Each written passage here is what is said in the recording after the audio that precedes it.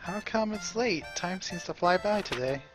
Speaking of time, I plan on doing something mild scheduled management for you. I plan on doing some mild scheduled management for you from now on. Ensure you're working in an efficient manner to pay back your debt. Scheduled management? Wait, first I've broken up the day into 4 time periods. Morning, afternoon, evening, and night. What you can do and how much you can do depends on the time of day. Hey, yeah, the clock's been broken up into 4 areas. Think of each part as a slice of time. A slice? Like pie? Indeed, I thought I would be able to keep your attention if I made it. Rather similar to some sort of sweet food. So the morning slice, the afternoon, I'm getting hungry. Ahem, anyways. Now to explain in detail, generally you can only act between morning and night. When night ends, you need to get to bed. Trying to run a shop while sleep deprived is unpleasant, so I'll say I get close up when it gets late. So you essentially have 2 options for each slice. You can open the store for a time or go about town for business. You cannot do both at once, so decide in advance what you need to do. Be clear on opening the shop will consume a slice, and returning to the store after going out, regardless of what you actually do, will also consume a slice. But what if I go to like the plaza and the chapel? You can get around town easily enough to avoid consuming a slice with each move. Only when you return to the store will the clock advance. So in that case, I should do a lot when I leave the shop. Yes, that's good attitude to take now. There's another vital element, leaving the town altogether. Visiting a dungeon will consume 2 slices no matter what. It takes that long? So if I go back in the morning, I'll get back in the unit? That is precisely how it works. Thus, you can only leave for dungeons at an early point in the day. If it's night, you have done something else that evening, you cannot go. Because if you did go, I'd get back real late, right? Oh, sorry. Oh, contact's bugging me. Exactly.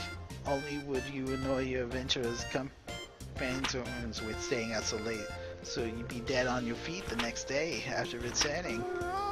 Man, this is a lot to wrap my head around. You will get used to it for sure, I'm sure. Before you know it, you'll be thinking about it naturally. You think so? Well, it helps that you will always be able to see how much time particular action will consume. Simply pay attention to the clock. That's everything. If you ever want to go over this again, simply ask me when we're in the shop. I'll be glad to go over it as often as you need. Pie, K. Pie. Okay.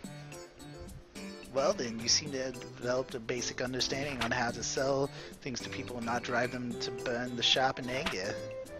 Yepperoni, easy as pie. Being a truly great store owner involves more than selling things, however. There are times when people will want to sell items to you as well. Really? I suspect we'll begin to get such offers soon. But I already buy stuff from the guild in the market. So why should I be worrying about buying stuff from the customers? There is one major difference between a guild or market purchase. The purchase from an individual. Individuals do not have set prices. In other words, you can haggle as you do with selling. Haggling down, that is. Oh, so I can get stuff really cheap. But that seems like it'd be pretty hard. Fundamentally, buying and selling are not that different. The customer shows you an item they wish to sell, and then they set the price and perhaps negotiate. Obviously, you wish to pay less than the base price of the item. Okay, buy low, sell dear, right? Just so. That is the very core of successful business. Now then, shall we practice the fundamental procedures, same when selling? KO! Welcome to Recettear. I would like to buy this. Would you like to buy this from me? Okay. Need to name the price a bit lower than base.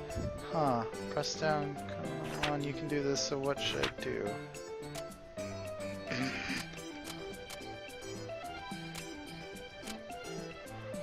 Buy for 900. Not bad, but I suspect most customers will be fine with going lower. Try lowering the price at a bit more, 70% or less, perhaps. Not bad.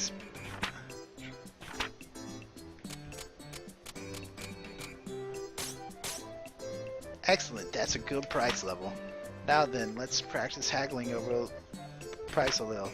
The concept is essentially the same as selling something. Now that you have offered a price you believe to be fair, adjust your offer until they agree to sell to you. Okay, let's begin then. Could you offer me a little bit more? I think it's worth a lot. So I need to offer a little higher price. 70%. Yes, between 50 and 70% of the base is the good target. You will need to gain the item to sell without giving up too much money. And that is essentially how it goes. You seem to have a decent enough grasp on it. Well, let's put the theory to practice again. We'll use several items. If you buy them from me successfully, I believe you'll be ready to proceed. Let us begin. Welcome to Recettear. Would you be willing to pay for this? Okay, so bring it down to about... I'll give you 500. Yes, an excellent price. Thank you so much. I got cherries for 500. Yes, well done. Let's do more. Do that once more. Welcome to Recettear. Will you be willing to pay for this? Give you 1,000 for it. That's an excellent price. Thank you so much. Yeah, I got baked yam. Very well, very good. You are ready. If you wish to practice again, simply ask.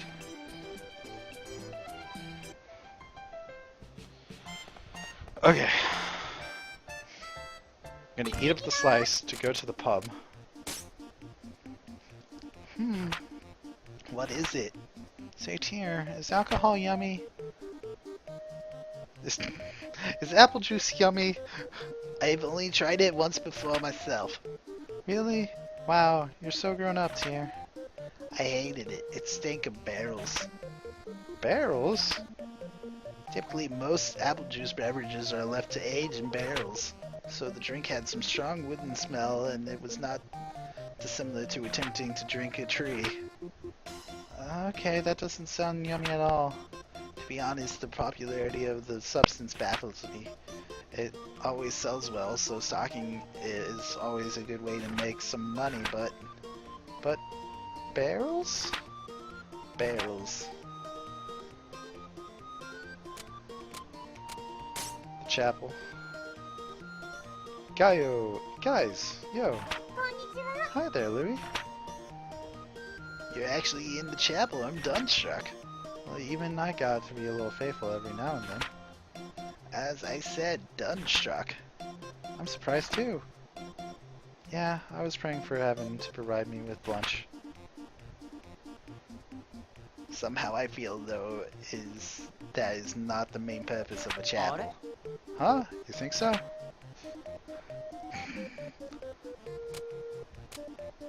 The market. Is something wrong, man? I was just wondering what to do for dinner tonight. For some reason, the only thing that comes to mind is what I usually make. What do you usually make, then? Well, I make pumpkin gratin, sheep gratin, shark gratin. I think I see the problem. If I may interject, if you like gratin so much, why not try a stew? They're somewhat similar. I also find pumpkin stew irresistible, but that is beside the point. Pumpkin stew. That's a wonderful idea. I'll try it tonight. I'm glad we could help. Thank you so much. 2? Now to make stew for the next month. That's not what... That was not quite what I had in mind.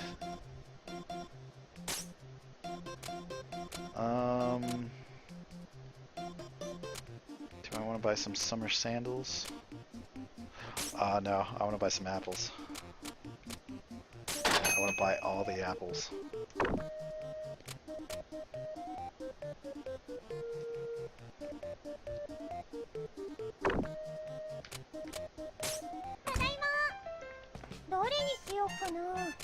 Apple. Apple. Apple. And an apple.